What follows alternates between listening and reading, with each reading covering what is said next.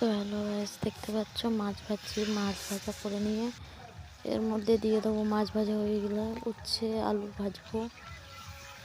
মাছ ভাজাটা প্রায় হয়ে যাওয়ার যুদ্ধ হয়ে গেছে, তো মাছ ভাজা তুলে নিচ্ছি এখন। নিয়ে লঙ্কা দিয়ে দেবো এর মধ্যে। লঙ্কা দিয়ে নিয়ে আলুটা কেটে রাখা, আলু উচ্ছে কেটে রাখা, ওটা ভাজবো। ভেজে নেওয়ার পরে তরকারি করতে হবে, কারণ অনেক কিছু বাকি আছে এখনও। বেগুন ভাজতে হবে, কিন্তু সব কিছুকে তুলে ধরতে পারছি না তোমাদের কাছে, কারণ আমি একা ভিডিও করি। একাই আমার সব হাতে, কেউ আমাকে ভিডিও করেও দেয় না, তার জন্য আমার একা একা করতে হয়। তো গাইস, ভালো লাগলে লাইক কমেন্ট শেয়ার করবে, আর আরও নতুন নতুন রান্নার জন্য কমেন্ট করবে। তো আলু ভাজা প্রায় হয়ে আসলে এর মধ্যে ভেজে নিয়ে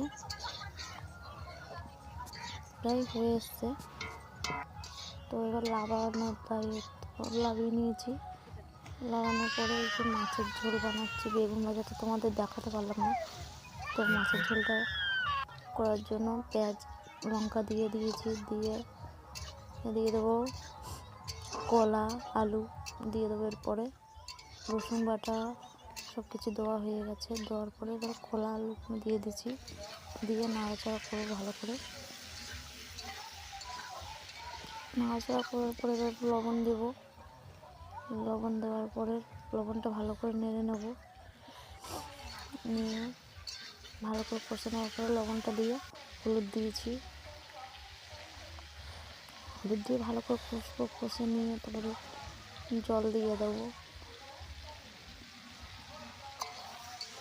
ভালো করে কষে নিচ্ছি। কষে নেওয়ার পরে এই যে অনেকক্ষণ ধরে কষে নিয়েছি, তো মানে